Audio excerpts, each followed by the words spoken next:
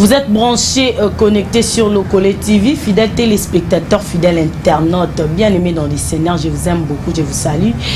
Nakombo Yankole Soumasi ya Oazamobi Kissi, Nabiso et Natombe Bino déjà le bienvenu dans ce beau plateau du réveil, le réveil magazine Yabo Lamouki, le réveil magazine Yabo Tomboli, le réveil magazine Yabo Kundoli.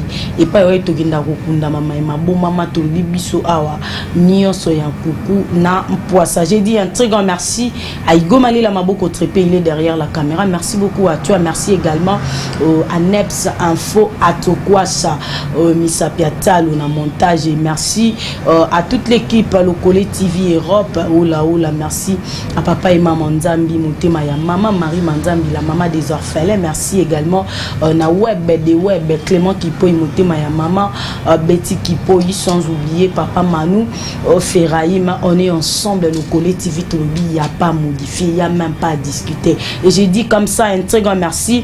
Nabatu nyo so bazo soutenir nga ba o bazo lembenga te ba jana nga sadi to ko bana bango na rythme iko kelo kendo.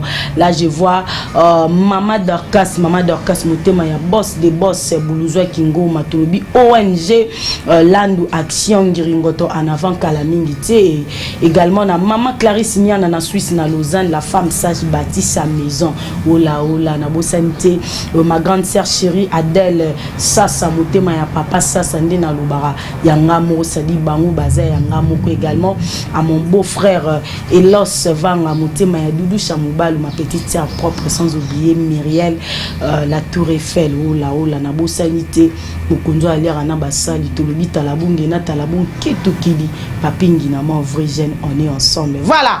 Et réveil mon kolalelo nazana esengo ya yamba pona bino apôtre Isaac Ilonga elongo na tozo tefela to sombiki na makanisi na matali ba femme na ba mari de nuit, parce que l'autre fois to salara émission sur les songes to lobara to kota na ba femme na ba mari de nuit to la karabino na sarabino to ko zonga lisusu na apôtre Isaac poto lobela matali ba femme na ba mari de nuit, parce que lelo ba couple belé baza divorcé à cause ya ba femme de nuit na ba mari de nuit, mais sans les savoir ba bien monter lelo ba te belé ba revivre azo vivre vie o eza vie na été à cause ya ba mari de nuit na ba femme de nuit. Lelo to yeba mari de nuit na femme de nuit bazara banani ba ya ndengeni ba kota ndengeni soki ba na nzoto mutu to na vie ya mutu bet na bango ezarani tozo yeba ngo ensemble na bino tout au long il y a émission. On voit là sans plus tarder on a pu s'inviter dans Oaza apôtre Isaac Ilonga. Mbote shalom papa. Oui, shalom Sernasi. Ba téléspectateurs Lokole TV ba munyomba la yambo na 2020 ba sepelo lobi na bango. Nzamba pambola bango meilleur vie na bango bazala béni que bazala brancher une émission pour bénéficier na grâce nzamba. Voilà.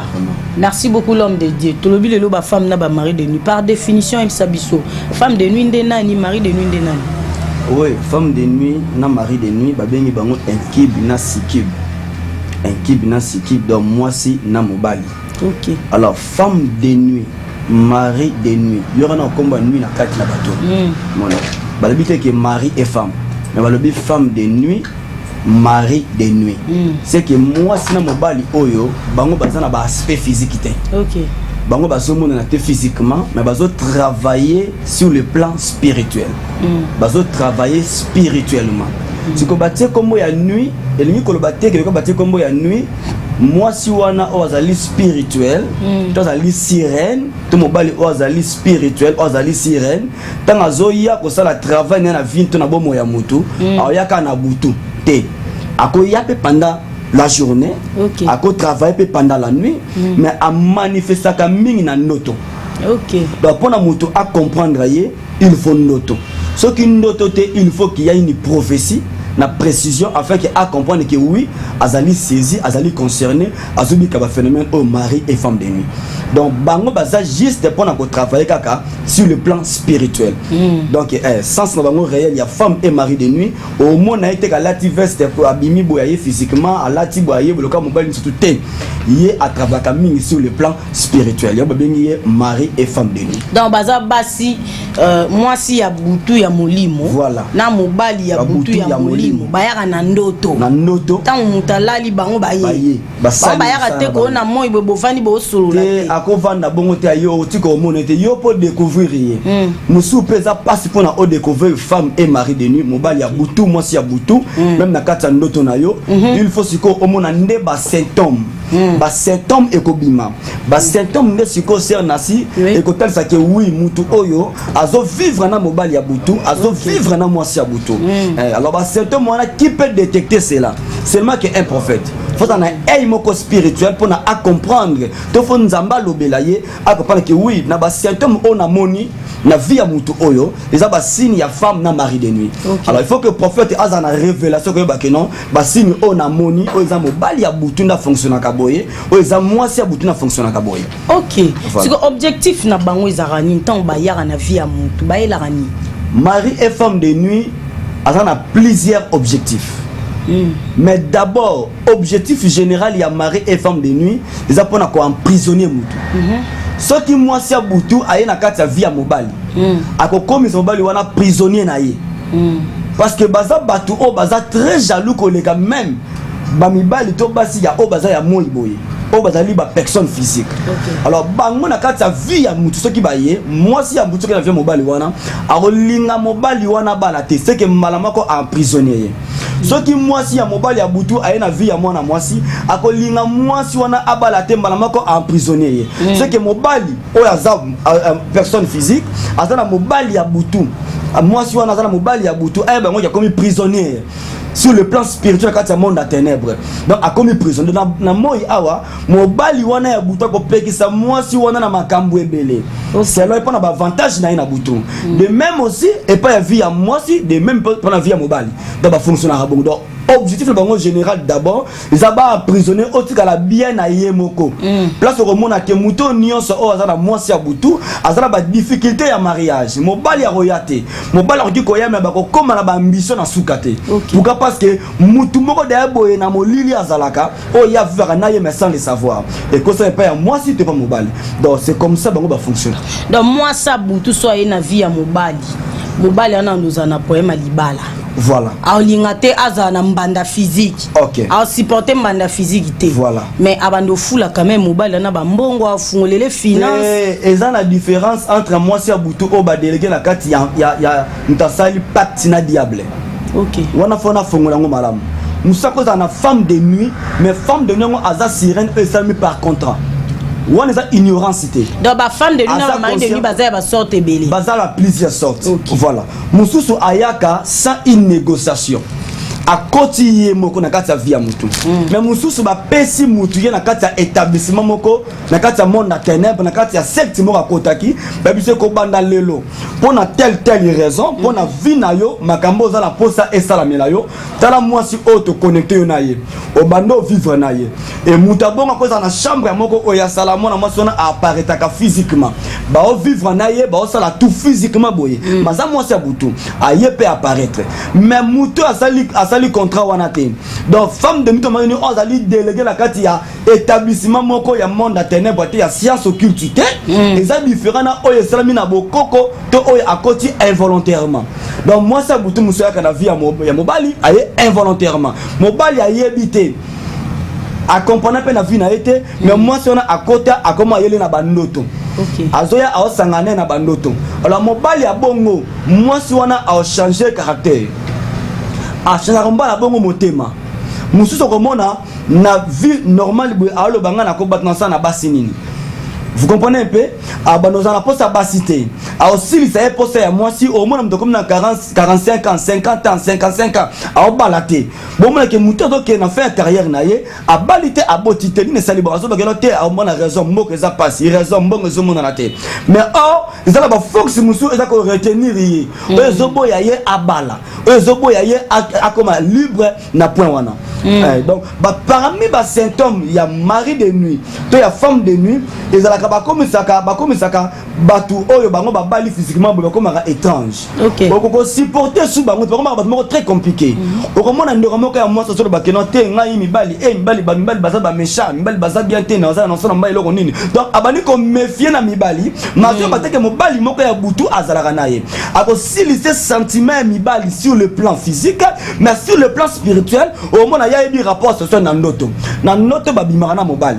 Mais na physiquement boye azala na posa mibali te alinga pe bango te. Okay. Et ça moko ba symptôme ba signe o ya mari de nuit automatique ya moi si na vie moi et moi si abongo mobala koki ko ya abala ye aoboya plusieurs mibali moi ça bongo mibali ba zalaka mabe pa na ye o ya yake zaki mabe o pa ko ya mabe oh ezali ba jeya mobali ya butu. Voilà. Olobe le roman est très important. Olobi awa ils ont ba femme de nuit mususu na ba mari de nuit mususu ba ya na consentement ya mutu. C'est-à-dire boyo kani bo sali contrat bo signer c'est que bo ya na ba corps bo signer boyo kande bo évoluer. Wana eza attente ya yo na femme to na mari de nuit. Mais mususu ezo ya involontairement, c'est-à-dire la personne a yebité que azara na mari de nuit a yebité ka na femme de nuit. Parce que eloko ni ne salaka et puis ça accès et pas ya mari de nuit involontairement na vie à mutu, c'est-à-dire ni ne salara oyebi noté mais mari de nuit on a azoya abusé non pas kei et là on y est salara. Si nous sommes des Africains, n'a pas de ko bali biso na Europe, na Asie, partout dans le monde, ba comprendre que biso na Afrique qui coutume des à base na biso. OK. Alors chaque tribu ils ont la coutume nango il faut la respecter. Na repère sa écriture moro a to tanga yango pour la précision.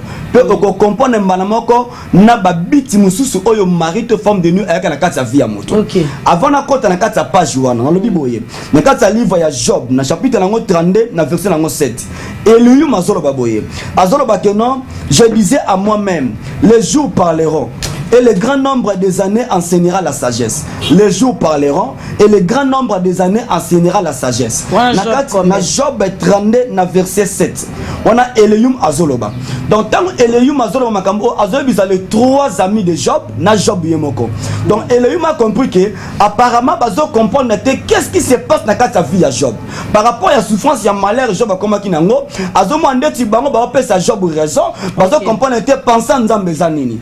Na Osée 4-6, Bible clairement noir sur blanc. Mon peuple est détruit parce qu'il manque la connaissance. Okay. Donc, faute de la connaissance, on peut sa vie nos retard. Faute de la connaissance, on peut ignorant. Vie na yo et retard makata mbilinga et dia ba ko profiter makambu ebele. Alors ba tebele ba ignorant makambo na zolo ba awasikoyo. Il y a femme na mari de nuit, ba mona ngoti na mais ce sont des réalités. Et c'est passé na kata ba vie na bango et randa bango le lo malheureux. Donc on plusieurs déceptions na kata vie ya mutu moko. Ba yaka ba okende. Or, le mariage, la maison d'un mari c'est tout un repos. Ya ngomoni nami abisiri, je vais assurer ton repos. Abandonne bien alobi dans la maison d'un mari. Donc la maison d'un mari, ndako ya mariage, lit conjugal, c'est un repos, ndako libala. Sika ya repos, sika ya kimia. Gloire au Seigneur. Mais ceux qui sont comme mari de nous à côté et comme une cage à bataille, et comme une ring. Ceux qui mari à côté et comme une piste à dispute. Donc tant que mari de nous à côté, femme de nous à côté, a changé à sens ya mariage. A comme ça moi c'est comme un terrain bitumba. Donc et l'on c'est comme repos. Moi ça bandu ko lela, mon bala bandu ko lela. Au moment la compréhension et coach belé, il y a plusieurs formes. Biloko o enuri batumakas.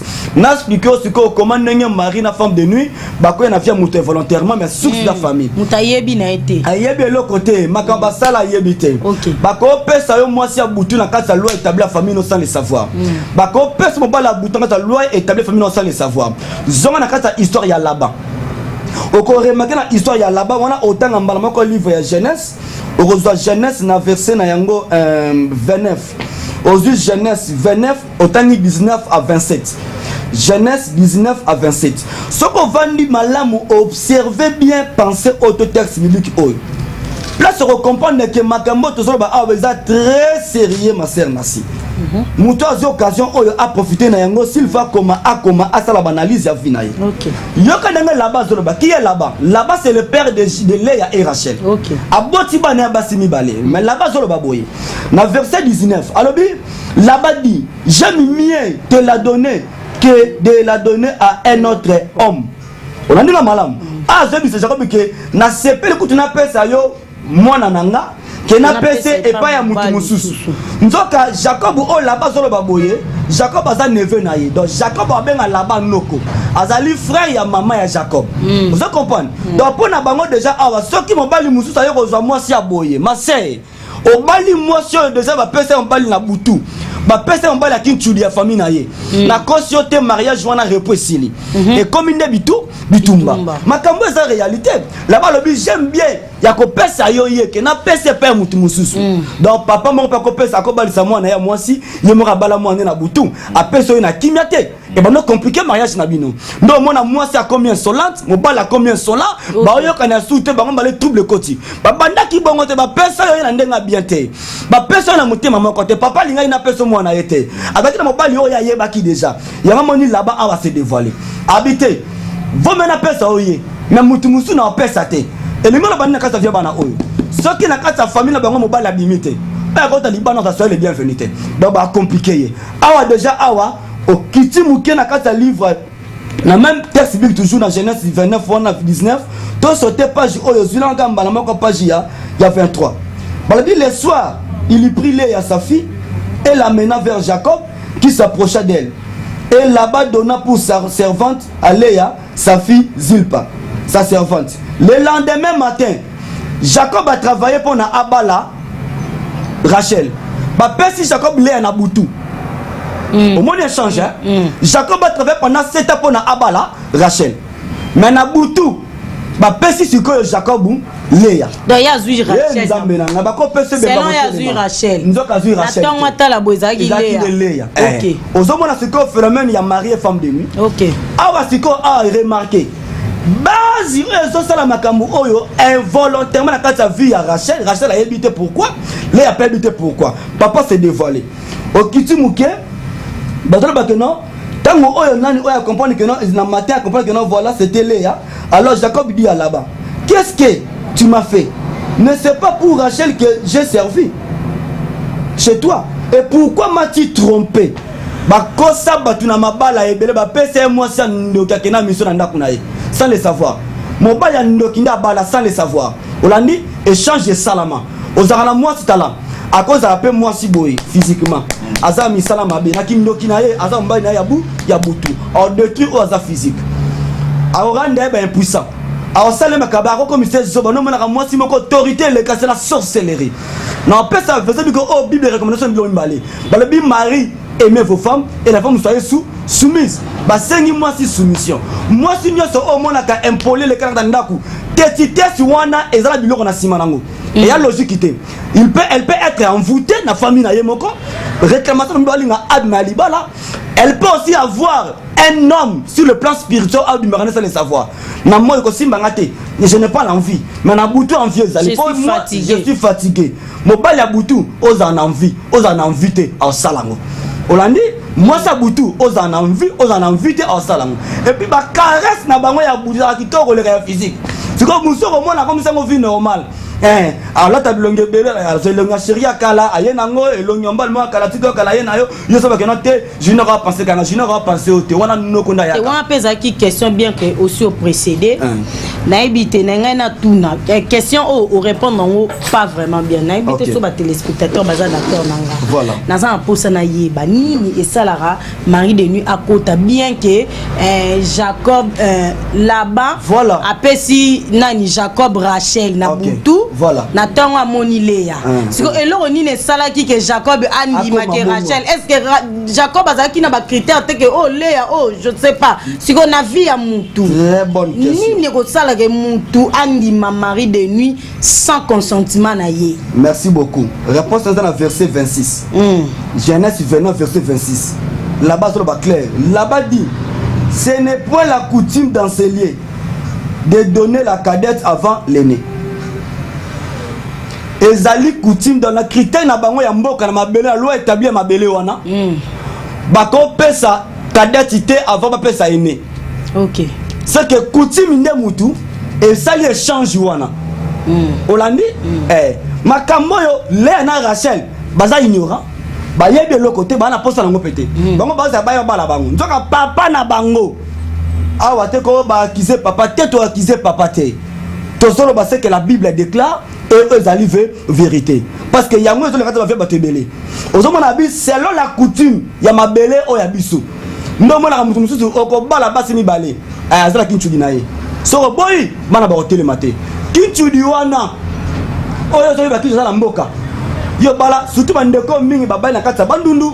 Eza biloko na makasi na kati nango. Fona lo bango ngana bali muyaka. Fona za la clé. Nga ma femme za muta bandunda za muyaka. Naza na espace bilo ba très bien. Et a peine à côté ya za muya kinchudi te. Mais na ko ebisa bilo ke avant na bala moisson na bala. Na zo ta 250 noto na kuta ndaka mobali moko ya koko. OK mobali moko ya koko oyo ya avant na kanya na butunga na yebate nzamba ni kolobela ngango na délivrement na moso na ba ine ngane la musie maser problème nini ngai na yo tana zo mona boye nzamba lobi na ngai boye ndengo mona za awa aza na fiancé aza na mobali moko ya butu aza plus âgé que ye mobali wana butu nzambe ndazo pesa yo siko misu oko pone que moi so va na ndako awa babala epe lisusu donc moi ça la dédoublement sans le savoir maman na ngai bazaka moi sino aba kene pe na samai ba kene pe na zamba kene pe na batombo ba kene na ndako mususu ye pe moi ça yebite alors nzamba servi songo na ba délivrance nzamba bikisa ye donc so daki yango te moi so zamba kamebele donc pour la baboye mabala mingi panzana ma sœur Nassi suite ya mari et femme de nuit ne ba pasteur et koufa pasteur manque à révélation oko kabana moi so na ndoki te bon pasteur ba ko bala mari de femme moi ça za femme de nuit aba être ko aboni ya za musa nzambe so daki misto botanga zo boya na ya atanga Bible te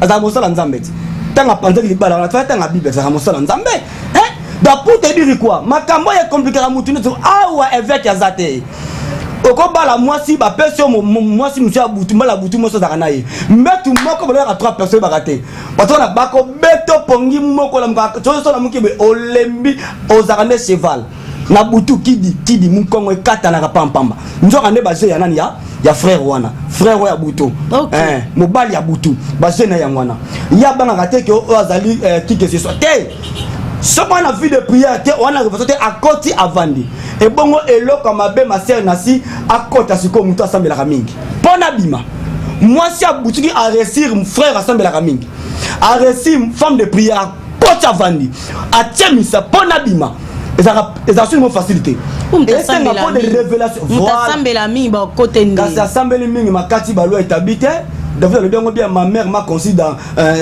quoi ma mère m'a conçu dans l'impudicité moni donc pour te dire que non Bible de baboy na personne de verset ba le dit que dans temps ancien ba bengi serpent le serpent l'animal le plus risé animal le plus risé n'est le serpent mais en Apocalypse 12 a comme le serpent ancien makambo ta ramuki zoko ekola azala ki nyonga kota comme dragon à côté na mona muke na âge à 7 ans na âge à 8 ans déjà ba ballon na besoin de savoir na ba louette la famille na yo biloko mususu ekotisa batu ba mari ba femme de nuit ko sur la mitakala libanda. OK voilà donc mari de nuit femme de nuit akokota mwana muke na faste tout ozu mwana muke ko exposer mwana muke yo komisa mwana muke papa na mukolo mandefa pembe abenga mwana o chéri OK na ngoti na butu au mona papa mutolo simba mwana oh elle est tellement jolie ça c'est ma femme te ba jonate luga moi c'est âge na yo na ba parole il y a la puissance l'ennemi peut profiter au mona la mamoza ngo zo mona ngo normal nzoka molili yo ça et ça la parce que sorcellerie ça na pouvoir il y a parole. Donc biloko o ser Nassi bako bala la mona muke sans le savoir mutu moko alula ka chef na ya musala alula ka kaka mwana ya muke nzoka zo kitista yo yebite ana fasta ko kota pe na via mwana wana na akoli ko bika ba comprendre ba bala na butu na ba mbonga ba kado yo za faible la ba kado le kolé ya bana lo koso o teka ba no mikie ba comme na basi mbala butu ndenge mama na pasalaki aoza mbonga mutu moko boye bana ngai alinga bango mingi tout ça ba place que na congé o ba ki bien été donc mari de nuit akokota ton femme de nuit involontairement la vie à Moutou à côté dès son enfance avant de misisa à Colinaye ce qu'a Colinaye après c'est un masque de vieillesse ce qu'on appelle ce masque de vieillesse massé au quotidien beauté de surtout oko décorer crème de robin aux alaté oko peti kanyo okokola ma sœur okokola okomona siko akoma na ba rigueur moko boye pola nzoka mobala butu akoma na ba principe. Moi je suis une fille de principe, hein. Je suis une femme de principe. Nzoka nde mari de nuit na ele ba principe abuzo ya buzo ba po arumisa ye avant da prisonnier okoma prisonnière na isa le savoir biloko o c'est na c'est sérieux oko remarquer le sous tango oyo akoti kata mwana mwasi avandi akopese masque défaveur oyo dobe défaveur donc moi swana ba faveur na vie ezalate nakuta na mibala mbongo basela roni nini la relation est bien mon profiter na la relation bien profiter na ngote azaki na mbongo ebele bakuta na bakawa nebele bato bakuta na ba PDG babali babote ba PDG aboti se moi na peleza kenda cause ayebite mobala bongo ala mbongo na ebele mais soka yepa na yo aka kati na ende selo mozo pesa no bola mute ezali ba ya mari de nuit soko yebi biloko o te o lo ngai vi na ya pasi na malheur comme la nga malheur comme la ko te lukande délivrance il faut lukana sala nini nzamba délivrer yo obimata biloko oyo. Voilà. Merci beaucoup apôtre Isaac. Ote fait la malam vraiment j'espère que ma téléspectateur baza même avis kengai. Olobe loromo a olobi mari de nuit. Soki na famille ba pesite neti biso to ba bantu ba coutume na biso be mambo ebele ba établissa ba loi avant to botama. Tozo sibira ngonde to zaboy. Sikoyo na maloba pe olobi na maloba mama ko teka mwana na maloba mais mutu ye mo pa ko mi teka pa ako pe ko mi fongo la porte pas mari de nuit pe na maloba omoni mutu yo moko et pas ya mari de nuit oroteka vino okota la ya sa mari de nuit comment tango otamba na vie ya impudicité mibali nyonso bozwaka boye ba bango te basi nyonso bozwaka boye ba bango te okoza mwasi muso entada mabien te akota na vino yo kanso kabona na menzo katika kata vina yo abana ko ndela vina yo yozo bate otambola na Jeannette sans le savoir lelo mwasi o balaza 4e femme mais moi soka liboso ba malamu te oyo balaza 7e femme mais moi c'est ya mibale moi c'est misito yaka azaka nengeni la Bible a dit que en réalité dans l'homme c'est l'esprit. Job 38 dans le bien mot donc yo monaka mutu mais 4 na ye état d'âme yo bakate ma balle be kuvilo pourquoi nzamba sengisi couple o bako panzana te mais le que panza bango eza relation au moins ça salaka kala ya butu akoma ko ya atambola kana atambona 5 à 10 ans atika la mona moko na mtoto yo bakate et puis on remarquer na ba note na ye des fois ozo monter pour ozo mona payete parce que mari de nuit ko la paix azana yo mais o lota kayete a baby sa sexe na yo a comme ça c'est ça moi si même mais obima moi ça no kakasute o baka ba kiso mela ba antibiotique au moins na ye moi ça zonga sekité oh on connaît tous très bien makambo fona bango parce que esunga ye OK ils la moi si tout et que non ils en ba période au moi si afonga ma peu azonga normal mais moi si a mobile ya butu na vie à moi si atira sexe à moi si na état wana pour que ezala voix to élément e ko benga na mibali mso na sima na ye si on la bibi na on bala ko pour mettre biloko pour mettre na solo bola na ko bala yo dès qu'à connaître moi ça fa kende et là on a découvert boye bité parce que c'est moi si mobile wana tra 4 na ye na pe ça verset bi qui non pour comprendre que non ce qui c'est moi ça moi si abouti mbala bouti côté pas ya moi si mobala mo ya kendaka tanga nga Matthieu pourtant on a kata histoire ya eux c'est passé pas ya Marie na Joseph. Voilà, Matthieu chapitre 1. Matthieu chapitre 1. Totanga na verset 19.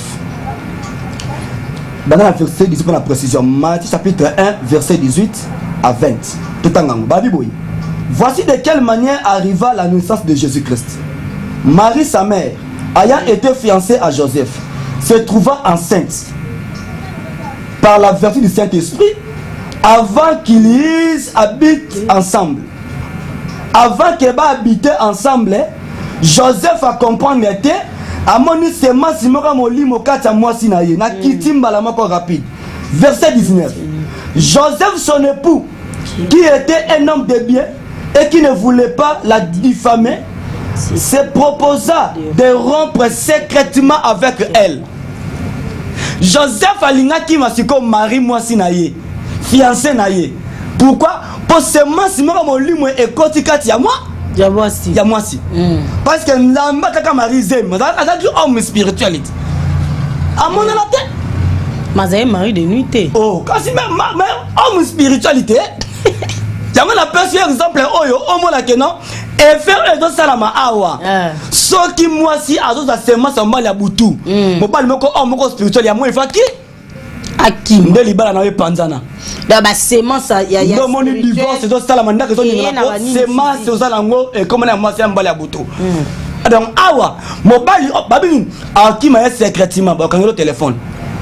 Ba bloqué partout na WhatsApp na Imo Facebook ba kanyo partout appel normal ba bloqué parce que aussi seulement ça mou pas akima sans raison moi c'est bongo mobile akima sans raison bon mobile au pas zui yango mais ka cité mobile au pas moi ça akima bongo te asali moi c'est le côté assommer biloko a occuper bien a attention na moi ça sera infidélité. Il faut moi mon bal yana butu asani après ça moi c'est molima kindumba mon bal sérieux ba vendre te oya moi c'est ne ba vendre aventurier soyez les bienvenus un homme sérieux n'aventurier confusion ba jami bal ya butu ba memi confusion na makambo ebele ba nuire ba famille ebele ba nier ko li ba tebele naza sérieux blo na so ba ababi Joseph un homme de bien ma benini Maria Salaki ya sala mutumala faut na ka mari boto bom sa toye ba te to yo kana e wuti wapi te na comprendre ngo peut ya sala mutumala andima mais dès que Joseph a constaté que c'est maso yo e wuti wapi za molimo alinga kima na ko bata dans elingo lo ba place yana ba semence spirituelle et ya na ba fait physiquement et que se manifester tant ekoti na molimo et memi ba dégâts sur le plan physique voilà si koto kota na bandoto oloba ba mari de nuit ba femme de nuit ba ya mimi na bandoto muto akoyeba ndenge ni ke ngande na zabo na za na femme de nuit na za na mari de nuit na ba jara bandoto modèle nini oyo relaxa ke nenga zabo za na femme mari de nuit omoni mari na femme de nuit ba se développer ka yango na peki exemple il y a serpent ancien et non serpent le plus rusé na le dragon le serpent ancien azala qui serpent tanga kolimi na comme dragon boka moto donc pour te dire quoi na kata makambo tango yo zo vanda la Bible dit toujours dans le livre de Job balobi que Dieu parle tantôt d'une manière ou d'une autre oui. C'est comme ça Dieu parle babi pendant que ses enfants dorment tango yo lali nzamba pe son noto c'est comme mari de nuit na début soka bani na via mutu a se dévoiler kate abono sa manenga nini oko saneti obi na garçon moko boyo yebiete po ana ko expliquer lidobi nde nini o mona ka mwasi za ko mi sepelisa na yemoko yango na lidobi ana ko expliquer masturbation parce que mwasi abutu akenamba na masturbation mobali abutu moi ça butu a normal la masturbation mon pas la mutu ya butu et moi c'est na lidobi OK moi c'est avant comme ça me s'appuyer mon c'est petit à éjaculer mon pas la rose ba savon a ça na peniti à vexer moko et ça ce sont des choses oyo et ça manque ya ba symptômes au moins la péché la masturbation c'est le péché tant mon c'est masturbation c'est la péché mais esprit ni na sima pour na ya se masturber la masturbation c'est le péché, oui, mais l'esprit qui est derrière cette force-là, à cause de la moitié, à tiki moi si na naku, matin qu'on se masturber. Ce que moi ni na quand tu as vu mon frère, au sein de biloko oyo, na personne numéro na ngai en privé be ngai na sungo na ba délivrance nzama kangola yo. Et ça va force moko ya femme de nuit na quand tu as vu mobali, ayaka bongo, aye bongo, akoti bongo, okomo sala bongo. A aux faibles, mais na butu na makasi. Oko remarquer, tant na osa ba ndoto na ibandeli. Mari to femme de nuit a se dévoiler la carte à masquer. Au moment na un mususu rozuni ndoto moko obi na boîte. Ozobi na pas oyoki sentiment moko Mathieu makasi sensation moko Mathieu makasi sentiment désir charnel. O sanzoto Mathieu makasi mingi. Tango mo bongo obandi ko luka mobali obima na yo moko. Na ndoto na yo moko no mbala zate. Ye ozoluka na mayani ana tambali a te pas surtout tutugi Seigneur on ndoto ni na loti o.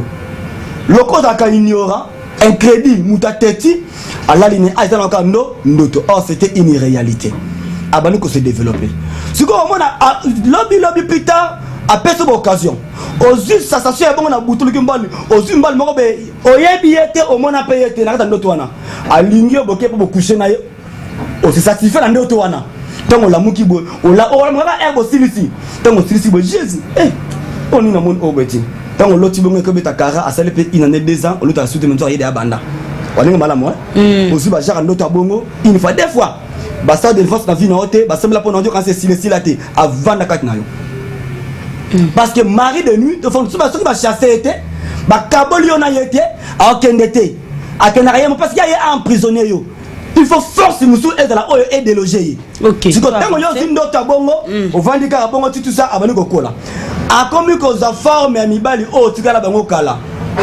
ye azaka babilonga batebele ozaka na junior na 2001 ozaka 2000 abano ça na 2014 azolo na junior a yesu musu abimina yo ozaka na junior na 2000 ozaka na papi na 2003 to 4 je me suis koyé le na papi a o changer bilongi poza na précision pour ce qui est comme il y a mutu moko au côté la banalité ah ndelo taka ndeko on a bimarana chaque dazo changer bilongi pour la côté ah ya jamais na vrai longi na vrai longi na yete ama akuda la devant la prophétie na révélation donc il faut au côté profondeur et ba prière nzamba dévoiler yo na ça service ndemoko ya moi si avec un niveau poto tango nzamba sale ngolu aya Afrique ana bando landela ye pour aller à la délivrance. Nous avons le bénin ba personne masque de faire plus âgé à quoi déjà mingi et de quoi na moi si wana tant na kuta na sako likola vinaye na talise makambo passer na vinaye aleki na ba délivrance na bise lelo mari non ya mais ce qui aye na sambe pona nzamba sala yo ngolu o découvrir ye mutongo ezalaka na nani obi kende ko na moi si avant na boye a sentir mobali aye na vinaye posa ngana ye abanduko boya azuma capacité spirituelle ya koboya mbala mobala nga ya lati periki mbala malati periki tanga ebisi alobi au nom de Jésus periki ona ekwei amona mbala moko papa na ye moko ne ayaka na ndoto abimaka na ye mais ayaka na plusieurs formes tout wana ayesi ko lokola mwana mwasi mais accoucher na ye nzoko yaki na ngonde papa na ye moko à cause de la ndéconomie yebiete à cause de la ndéconomie yebiete papa leki me yebiete mama poko bala mwana ya mosa misala maboko bala mwana ya mobali akomise mobali na ya butu abala ko telemela siko libala bana ya mobali mabala tie bana mbala telemela kango na lingi boyete na bana nga boyete abala kanga mimi basi ya bana ye bandoki yango soko moni mabo kilo moko azolinga ote masero zo ndanga isiko soko moni mwana mobali bo kilo na yo masero alinga yote. Il faut comprendre pourquoi à s'imposer à Liban yo. Moi na ya balo déjà mais on s'est posé pourquoi. Et ce moment ni papa bo kilo mo bazo na ngai. A sepela na yo te bien ko bala moi na ye. Il faut comprendre et le comme da nini. O ko remarquer le autant muke bango ba s'imposer. Bango ba telemaka. Bande kwa basi o ka petite terre alinga semer qui na été. Et cause dans la langue par jalousie parce qu'il y a balakité ba bali mususu et arrive rapper. Parce qu'il y a balaté, il y a vendu, il y a mususu azoka akena ndako ya kutina ya stable ya sana studio tonyo kama ya bali moi ndeko na ya moi ya mobile ya mwasi ya bali mwasi na akena epoto ya tika na Afrique azonyo kama par ça peut être aussi na soki omoni ce mec qui wana aza catégorique banda yo kota libala ni ndeko na mobali ya lingaka yote opese biloko aboyaka ye palo ka témoignage mabe comprendre mon émotion. Oh là, iko kelo kendo to ke na suka apôtre Isaac siko na bato bakanga pe bandoto to loti pe no monye longi olamki na tongo bondo tongo ekimio kasi eza baje ya femme na mari de nuit balinga te pour comprendre ba yibi ndoto capacité mukie ndoto eza vie ndoto nous ali destin na yo donc mutu fa lotaka yo fo lota yo fo kanga ndoto na yo OK lota pe kanga yango. Attention, oyebi avant tout banako citer pour tout le monde ko citer na tant verset biblique qui moko comprendre que non ndoki Marie de Néo comme ça peut ndoki a comme ça pena moi ça butu za kana boy mabima na yo comme pena pe ndoki bisisa na mabe tout tanga yango a comme ça ndoki ne tout tanga incorrect tout tanga incorrect c'est-à-dire relé na ndoki ya musunité mo komando ya kana vina yo abimara yo azwaka yo tout ça chapitre 6 verset 16 1 Corinthiens chapitre 6 verset 16 l'écriture dit loin de là ne savez-vous pas que celui qui s'attache à la prostituée est un seul corps on l'a bien avec lequel car quoi est-il dit les deux deviendront une seule chair Moi ça qui ndumba oh ngana za fidèle mais mobala butu c'est là papa na bandelon bien. Voilà. 1 Corinthiens 6:16. OK. Loin de là. Ne savez-vous pas que celui qui s'attache à la prostituée est un seul corps avec elle? Car est-il dit, les deux deviendront une seule chair. OK. Ce qui mobala ça sérieux. Azi moi c'est ndumba comme nani? Ndumba te. Bon balé bandumba. Olandi ceux qui moi ça c'est mbali o aza mobulu ba omba bandu bandumba. Siko na naka libala na kata mariage na bango ozo mozo lingi kufa potra mikolo. Ntezo kitazate. Makambo e kata na conseil parce qu'il faut délivrance. Pasteur ko ya mabala mingi pasteur ko conseil ko kufa pourquoi parce que ils ont na makindo ya kindo qui passe à butu bala butu. Il faut moko sa délivrance pour à comprendre. Oko remarquer siko na libala babi mbeta libala ezala mélanger te. Olandi les apona ka deux personnes. Deux personnes ont mutu moko. Siko ya bino comme 3 personnes, yondo barate. Moi ça butala la na wana. Bala butu bala wana. Muso mona pena moi si ba problème à molili, mobile pas problème. Là 4 personnes dans la butu. Moi si KO, mobile peut KO. Moi si abutu aye pas mobile abutu pas moi si fête dans metu wana. Alors batu abongo li bala bongo, ça finira toujours par être détruit pourquoi parce que moi si abutu baza tellement jaloux, baza peut coopérer na ta vie na bango. Alors, ya moni awa ki babiboyi. Les deux deviendront une seule chair. Donc moi si abutu soka na vie à moi mobile. Akoli na yo mingi, okomi mutu moko, okomando ki donc sorcellerie inconscience sans le savoir babimarana yo ke na ba fête ke na ba bois. Siko so moi ça za mobile abutu mobile pas za moi ça abutu. Donc 4 personnes à mettre. 4 personnes à mettre moko. Trouble. Siko ne baza ona bomba la mfie zakate. Ora ba kumisa. Ba kumisa. Nous on a fait 7 mois. Ils sont ça là. Papa, on a fait oui, ça c'est le 8e. Mais est-ce que possible couple bon ezala moi ça za mari de nuit moi mobile za femme de nuit. Baza ebele batu wana ya bongo na kosibinote baba na ko kipe butu na bango te na ba rapport sexuel. Ba lembisi moi si. Donc na moi boy personne a l'envie. Na moi personne a l'envie, personne a le sentiment. Pourquoi? Parce que ndenge bango bazawana oyo ataka satisfait la nuit, oyo ataka satisfait le jour, la nuit. Donc bango mbale ba travail bango bongo. Donc c'est très important. Il faut toyer bango malam. Et que ceux qui mettent libala ya bongo, mobali na moi sa butu. Moi si na mobala butu 4 personnes, bango mi balé. Souka na bango ba collaboration na mbeba sa neno mona moi sa na salon, mbatike na chambre. Donc mobali rolinga salon mingi, canapé zambeto libala te. Canapé zambeto libala te. Salon de la chambre te mon frère. Salon de la chambre te ma sœur. Tika ba jewana eza misala ya butu. Tiko mbeto eza mukie. Le raba za 4 na mbeto ba kabwani. Ako bimisa moi si na chambre na moi sa ko mi kanda très colérique. Asekakate moi si moko comme makambalanga te mabe o mekabo zanango tout ça akomo kolingola mi na salon na chaîne ni po chambre mulunge te metunde ba eza kaka ba komi 4 mete faut ba kabo na siko faut moko na salon moko na chambre so pour comprendre bloc oh très bien pour luki de l'enfance ba journée ici siko papa ba tous ceux qui bo découvrir que ngana na mari de nuit mobile na za femme de nuit est-ce que est nécessairement ka bo kabwana bango bali mo kabwana te bata butunde ba panza bango achangaka motema te ser nasi akomisaka mwasi motema mokuse elongomba obi zombie donc mwasi amona elongomba li zombie donc akoma ne so moni mobali na ye ata osekana baninga na ye mais dès que amoni mobali na ye aye yo sepela mobali na ye tout la vie donc guya mobali tala le jour où Adam amoni Eve aseki mukolo Rebecca amoni Isaac asepeli. Donc, présence et amour symbolique, il faut sentir que ça attend la caresse limité. Ok. Dès que l'homme apparaît, il faut harmonie ou un sentiment ou un mon chouchou. Il y a un bolingo. C'est comme bango pas pour le wana.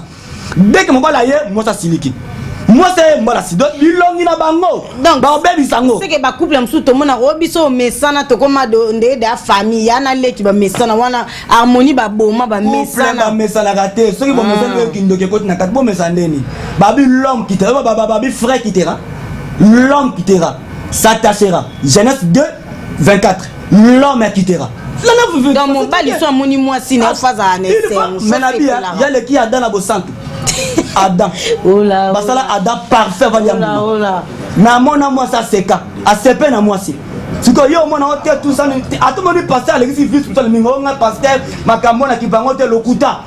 Ce sont des choses, et ça va tout. Femme de nuit à côté, pasteur et les cas. Pasteur, comment pasteur, moi je dors à l'église, tout ça, non, si maman, c'est un Mikolo. Non, non, non, non, non, non, non, non, non. Nanda quoi, libérer le roi Nezate. Parce que même bio, oui. Ceux qui moutent à Bali, battent des guerres, na Israël. Mouto ya Bali a kene bitumbate pour avant da a se pelsa moi sina naï. Tu go yo la moi sa bouto ozoa a commis papa soda dans ndaku et le kina ipeking. Dans ndaku na ine ngaza ona. Kibomango. Donc ceux qui a yebo ti, ceux y a yé tout le monde mal à l'aise.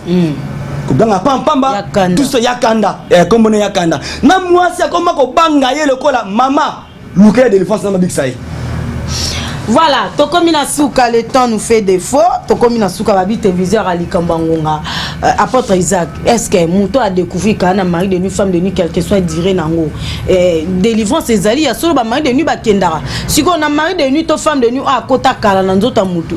Délivrance c'est une procédure moulaï, ba sacrifice est belle et tonde. Au moins, Bible c'est une prière sans cesse. Au constat, nous sommes l'armée mingi. Azarane la vie de prière. Mais délivrance, c'est une autre dimension. Okay. Il y a la prière et l'invocation. 1 Corinthiens chapitre 4, verset 10 au Kiti. Jaïbet. Dans le but, Jaïbet invoqua l'Éternel. Dans Matthieu 24, le but que non, à ces temps, dans ces derniers jours-là, c'est lui quiconque invoquera le nom de l'Éternel sera sauvé. Donc, il est important l'invocation. Quand on a contact Nabiso, na 082 49 39 012, na plus 200. Plus 243, na 82, 49, 39, 012, donc plus 243, 82, 49, 39, 012. To nzambe na biso ko telema na justice pour na akata likambu oyo. Faut divorce spirituel et salama pour na divorce physique et l'écarté. Ok. Aussi longtemps divorce spirituel aux alaté, physiquement tu vas plusieurs divorcer. Oye bate cause des années moi si mobile ya butu.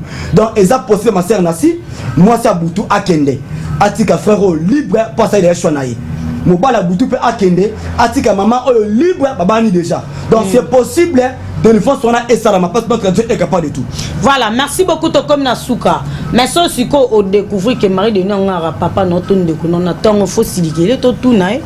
Qu'on se méfie na yété, les combats est spirituel.